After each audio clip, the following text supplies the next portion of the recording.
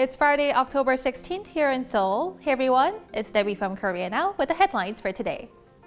Ahead of the U.S. presidential election next month, a number of key diplomatic figures from South Korea have been visiting the United States, possibly hinting at the two countries' willingness to see a breakthrough in the stalled nuclear talks between the U.S. and North Korea.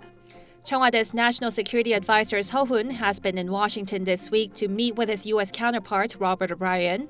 During the meeting, they agreed that Seoul and Washington share the same view on the need to formally end the Korean War as part of the process to denuclearize North Korea, with Seo adding that it's common sense that the two issues go together. Seo's trip comes after President Moon Jae-in called for international efforts to officially end the Korean War in his speech at the UN General Assembly last month. Moon said it would help restart the talks with North Korea by partly providing a security guarantee that it's been seeking. A Chinese state media that previously reported on the backlash over a comment made by BTS is now blaming the Korean media outlets for blowing things out of proportion.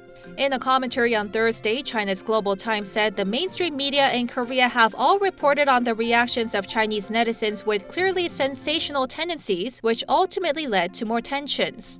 It went on to say that South Korea does not respect the rights of Chinese netizens to express their own ideas. But it was the Global Times that first reported that BTS hurt the feelings of Chinese fans when RM did not mention China's role in the Korean War while thanking Korean War veterans for their sacrifices. Regarding the comment, U.S. State Department spokeswoman Morgan Ortagus thanked BTS for their support for bilateral relations. Foreign media outlets have also criticized Chinese nationalists for the backlash, saying the attacks reflect Beijing's assertiveness abroad. A recent survey showed that fewer people in Korea have positive feelings toward Japan compared to last year. According to the annual survey jointly conducted by Korea's East Asia Institute and Japan's Genron NPO, the percentage of Koreans who felt good about Japan dropped to 12.3% this year from the 31.7% last year. And those with a negative view of Japan jumped to 71.6% from the 49.9% last year. In contrast, the amount of Japanese people who had good feelings about Korea rose by almost 6 percentage points to 25.9% this year, showing a rebound from a downward trend over the past 4 years.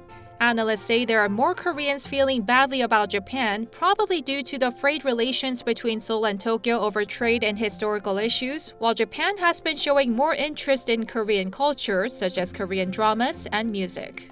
And those are your top stories for today. For full-length articles, you can check out our official website, linked down below.